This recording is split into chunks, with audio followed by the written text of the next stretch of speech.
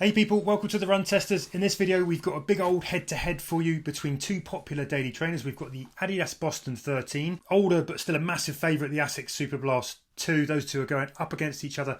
Both of these are designed to eat most of your daily training mileage. However, they take very different approaches to serving you on your daily runs. The ASICS Superblast 2 is a big, soft, max stack beast. The Boston 13 shoots for a lower to the ground, more direct, compact ride. So which is the best running shoe to add to your rotation? Let's get into it in our Adidas Boston 13 versus ASICS Superblast 2 review.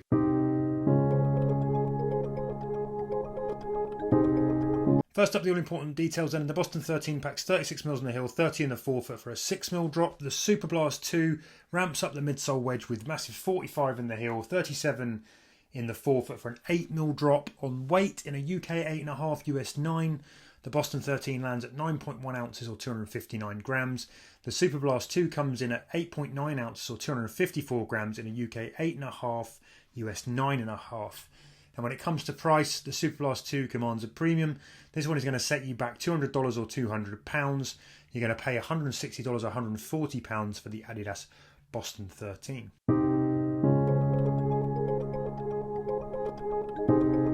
Moving on to a shoe comparison then, starting with the ASICS Superblast 2. This one has a max stack wide platform with a dual foam setup that combines a full length layer of the brand's Flight Foam Turbo Plus. That's the same foam used in the ASICS Metaspeed range. You've got a slab of Flight Foam Blast plus Eco Foam in there as well, and there is no plate in the shoe. The Boston 13 also deploys a dual foam design with Light Strike Pro at the top layer and stability boosting Light Strike lower down. There's now more Light Strike Pro foam under the forefoot than we got in the Boston 12. That's there in the hope of giving you a snappier, faster feel. The whole package is notably narrower and more compact than you're going to get from the Superblast 2. Up top, the Boston 13 features new engineered mesh uppers. Some runners found the Boston 12 were a bit too minimal in the heel package as well, but the tongue and heels are now have more padding to add more training shoe comfort for those longer runs. The ASICS Superblast 2 has an excellent engineered mesh upper. This intelligently kind of adds more structure, or a tighter knit structure in some places, and leaves sort of the flex and breathability to others. The heel collars shoot for a thicker padding for a more plush heel hold. You've got gusseted tongues on both. The Superblast 2 tongues are thinner, flatter and more wrapping, while the almost knitted tongues that you get and the Boston 13 are a bit thicker. The Boston 13 outsole has a good covering of rubber with big pads of Continental in the main forefoot sort of strike area here, and a back heel pad with light traction rubber elsewhere on the shoe. The Superblast 2 uses ASICS grippiest outsole rubber, which is AHR+. It's thicker and more strategic with the coverage.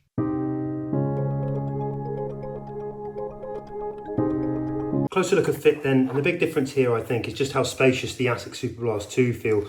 There is loads and loads of extra length in the toe box in my regular size. You can see down here the big sweep. There's a lot of room above kind of my little toe all the way through and up to even my big toe. I've got a decent edge there of extra space. Some might call this kind of too voluminous. It might feel a little bit kind of like your foot is swimming in the shoe. I think if you're going to do long miles, it's quite nice to have that extra room there. The Adidas Boston 13, everything's a lot more snug and secure. Everything's held much tighter, even across the toe knuckles here and into the midfoot. There's not as much length towards the end of the toes, although I'd say there's still ample room here, and there's not quite as much coming down the sweep. Everything's a bit narrower here. You can see the toes kind of taper a bit more than you'll get on the ASICS Superblast 2. So overall what's happening is the Superblast 2 just feels much more roomy, much more spacious, but it can also feel like a bit more shoe on the foot.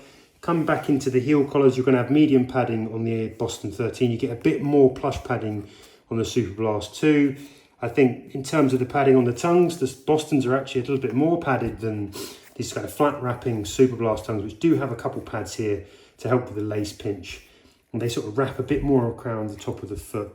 With these ones, you've got a bit less kind of overall wrapping. So I think if you want a little bit more space, maybe you might want to go half a size up in the Boston 13. I like it as it is for the miles that I would do in it. Again, the same might be true with the Superblast 2, maybe you could go half a size down if you didn't want to have so much kind of space.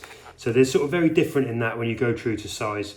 I would recommend going true to size in both of them. Okay, so the size for me, both of these shoes, the Boston 13, I'm a size 8 in the UK. I bought this in an 8.5 because that's generally what I need to do with Adidas shoes and what most people do. And that was the right choice. Sometimes it's tricky with Adidas shoes because you generally work on the rule that in the UK you go half size up, but sometimes I've had them where they're actually fit fine in my UK size.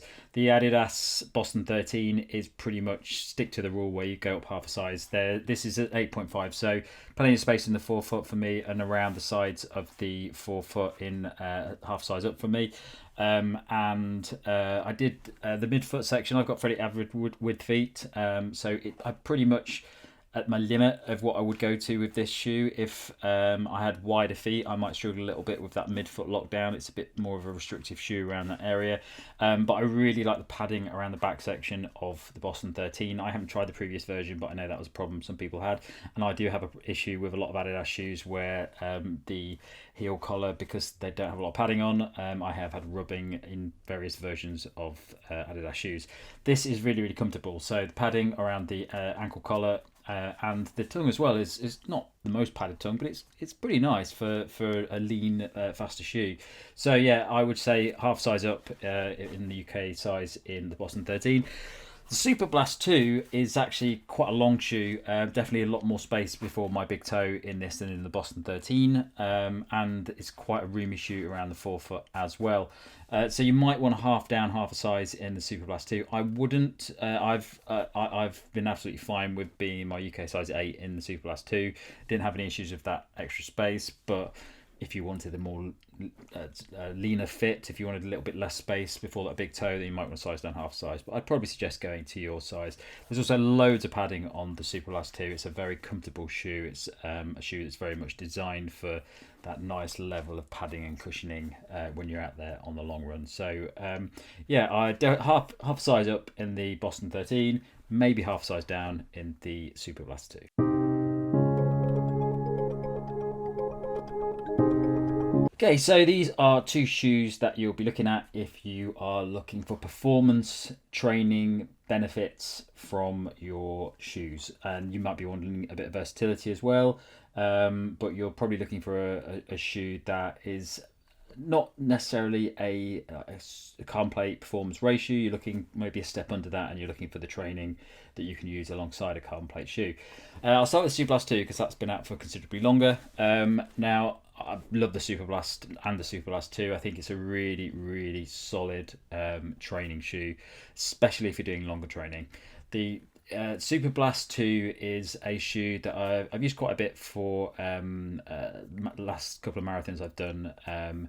It's a shoe that I find excels when you're going out and you're running consistently at a longer pace. So if I'm running, if I'm training for a marathon, a lot of the runs that I will do, if I'm properly training for a marathon, not if I'm being lazy and just trying to do the miles, will be at a consistent pace over longer distance. So say I was doing like a 26-kilometer run, some of that would probably be at close to my marathon pace, which at the moment is probably about 4-minute 20 kilometers, 4-minute 30 kilometers. But the reason the Superblast 2 works really well for that is it just allows you, once you get into that rhythm, it's just a really comfortable, fluid movement that just makes maintaining that pace really, really easy. It rolls you forward. It just feels very, very smooth when you're running in it, but feels like you can run quite a bit faster in it as well. The thing about Superblast 2 is it's quite versatile for easy runs, absolutely fine as well. It's very cushioned, and that smooth running really does make easy running absolutely enjoyable. So it works really well if you're doing something like a 26-30 kilometer run, and some of that is a faster pace and some of it is a slow pace, because it can tick off all of those things. The thing it doesn't do particularly well for me is really fast sessions, so intervals, sprints, things where you really want to set off quickly, you want to pick up the pace to your maximum, and then you want to slow down and do it again. Superblast 2 isn't the best shoe for that. It's not the most nimble shoe when it comes to that level of versatility when you really just want something very, very fast. I wouldn't use it for track. I probably wouldn't use it for a fast park run or anything like that. It would be fine, but there are better shoes for it. So I think it's really a shoe that is best designed for those longer, consistent pace runs where you need to maintain a pace, but you want comfort because you're going to be doing it for a while. And that's where the shoe really comes in. The problem is it's quite expensive. So there's a lot of shoes coming out now that are significantly cheaper, like the Adidas Evo SL, that can do a very similar thing, but you're not spending £200 on the shoe. But it is solid, really good all-round shoe for that sort of consistent training pace, but it's a little bit limited. The Adidas Boston 13, now this is the first time I've used a Boston, which is surprising considering how many shoes that I've tested, especially on the channel, but I never got around to doing the Boston. So this is an interesting one that I picked up, and I've very much enjoyed running in it. I've done a lot of running the Evo SL over the past few months, and I really, really like that shoe. It's just ticks every box for me. It's comfortable, it's versatile, it's fast. Boston 13, it is a little bit like that, but there are differences with the Evo SL. I will stop talking about the Evo SL now because I'll do a video versus on that and the Boston 13 soon. But the Boston 13, the main difference between this and the Superblast 2 is that this feels a bit faster. It's a little bit more responsive. The foam is a little bit firmer, and definitely kicks into gear when you pick up the pace a bit. So things like if you're doing intervals, fartleks, anything like that, it really feels like it kicks into gear when you're going over those faster paces. Easier pace for me. I don't really enjoy this shoe as much. It's okay, but because of that slightly firmer ride, because of the rods, it doesn't really feel like a shoe that's designed to be that versatile when it comes to those slower pace sessions, or if you are doing like I was talking about the Superblast 2, if you're doing long runs. This may be not a great long run shoe for me because I like softness and comfort when it comes to long runs. That's the main thing I focus on with long runs. I'm not running as fast as Nick. So I think for me, this is a shoe that very much skews a little bit more towards those faster sessions. Very comfortable to do that, but it just doesn't work as well for me at those sort of slower pace ones. And I probably wouldn't use it if I was doing like a 30k because I want a bit more comfort over that as well. But it's a great shoe. Really enjoy testing this. The responsiveness is great. The pickup is great. It feels very, very comfortable on feet. And definitely I'd say it's a really nice addition to a rotation because of the price as well. For what you get with this shoe, the performance elements in it, it's a very, very good all-round faster training shoe, which will work very, very well alongside something like the Adios Pro 4, just because it's probably a little bit more durable. There's a little bit more to it. You're not going to it's a bit more stability, all those sorts of things that you want in training if you're doing a lot of miles, which you're less worried about on race day. But I do think it's a solid shoe and considerably cheaper than the Superblast 2. I just think the difference really comes down to when you would use them in your training for marathon, half marathon, anything like that. And I think really the Boston 13, for somebody like me, it skews more towards maybe the shorter, faster sessions, up to about maybe 15k or something like that. I think half marathon I'd be happy to train with the shoe, but once I go over that I'd probably pick up the Superblast 2. But it is a really solid shoe and a great price as well. The other thing as well, the outsole on these shoes. So the Boston 13 has fantastic outsole on it. It has had a few updates to it, but there's a really thick layer of rubber on this, which is partly why I suggested that the durability is going to be quite good in this shoe. Superblast 2 has good level of rubber on it. Nothing majorly impressive with the Superblast 2. It's fine. It's not like the most amazing outsole rubber in the world, but there's a good layer of it, and it does a good job at protecting that midsole foam. So in testing, I've logged north of 50 miles in both of these shoes. I've pushed them across a range of paces, done a range of different sessions in them, everything from easy recovery sessions right up to 5k pace intervals. Longest run in the Boston 13 took me up to 90 minutes on feet. Meanwhile, I took the ASICS Superblast 2 up to 3.5 hours in a solo marathon test. There's a video on the channel I think you can find if you go search for it. Most of my miles in both of these shoes have been on the road, but I did have some outings on light off-road. Now, for my money, these are markedly different shoes, although they're targeting similar runs. They're sort of kind of chalk and cheese. The Superblast 2, it's big, higher stacked, much softer, much more bounce coming back. You get a deeper sink into the midsole foam and more spring back energy when it returns.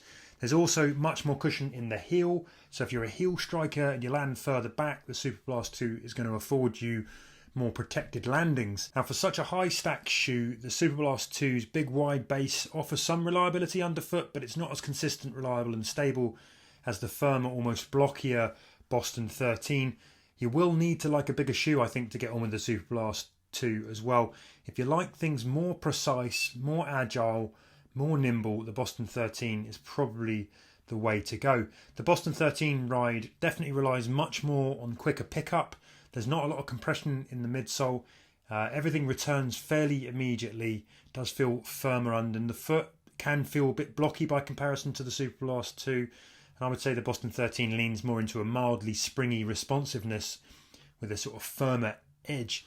The base light strike foam makes for a grounded, structured platform that offers a balance of cushion and stability. It's not a big bouncy ride, at least I've not found it to be, and even might be a shade blocky, but that brings good stability, and I still think there's just enough versatility to handle endurance miles as well as faster sessions. If you like a shoe that encourages quicker foot turnover and doesn't coddle your stride, then I think the Boston 13 delivers. It handles mid to up tempo paces well and still offers enough cushioning to take the sting out of the road up to a point.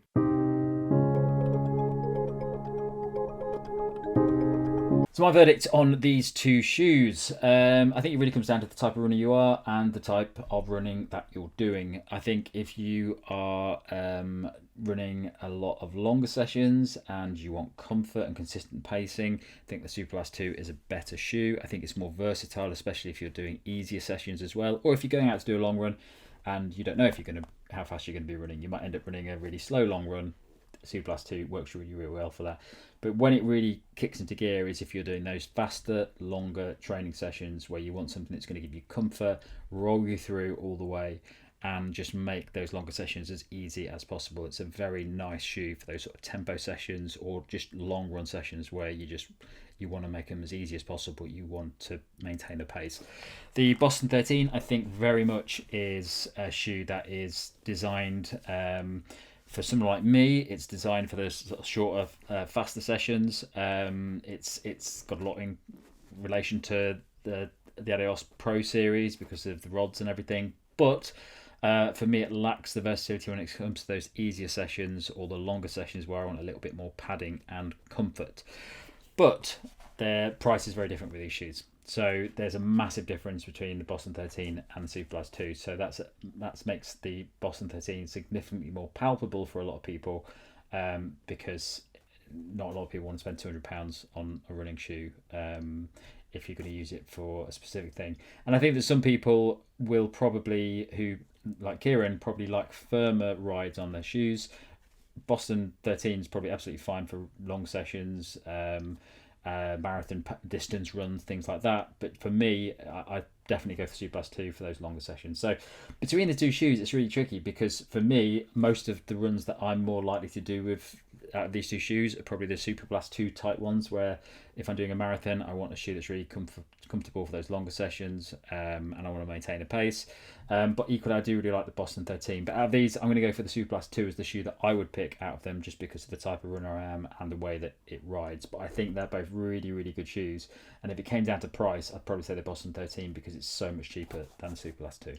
Verdict then, and these are both capable daily trainers that can handle a range of paces and cater for shorter and longer mileage. The decision here, though, I think is going to come down to whether or not you like a firmer, snappier, more responsive ride, or you want that softer, big, bouncy, cushioned, more protective energy. If it's the former, the Boston 13 is the shoe for you. If it's the latter, the ASICS Superblast 2 will be the best choice. The Superblast 2 is probably the better longer distance shoe if you're looking at long hours on feet. Those big 16 to 20 mile marathon training runs, the Superblast 2 cushion is just better at softening the road. The more compact, racy ride of the Boston 13, I think, suits shorter, faster efforts better, and it's a bit more nimble and agile than the Superblast 2. It can cope with slower recovery runs, but the Superblast 2 softness is sort of better suited to heavier landings, runs where you're feeling a bit more ragged. Likewise, I think the Superblast 2 can handle faster efforts, but only if you don't mind a bit more general heft. Now, in the middle of that, both of these shoes I think are excellent cruisers. They just do it with a different amount of ground feel and feedback. If I had to choose one shoe as the best all-rounder to suit a wider range of runners, it'd probably be the Superblast 2, based on the fact that I think people prefer a sort of softer, more cushioned option that has a bit more bounce. I also like the fact that it's not plated. That's good for general training. Although if you get on with the ride profile of the Boston 13 and you're looking for a good partner for the Adios Pro 4 Carbon Racer, the Boston 13 is also a really good daily option. So there you have it, that's been our head-to-head of the ASICS Superblast 2 and the Adidas Boston 13. Hope you found it useful. Give us a like and a subscribe. Ring the bell if you did. If you're interested in full reviews, I'm going to pop both of those up on the channel now. Go dig deeper into them. Otherwise, thanks as ever for stopping by, and until next time, happy running, people.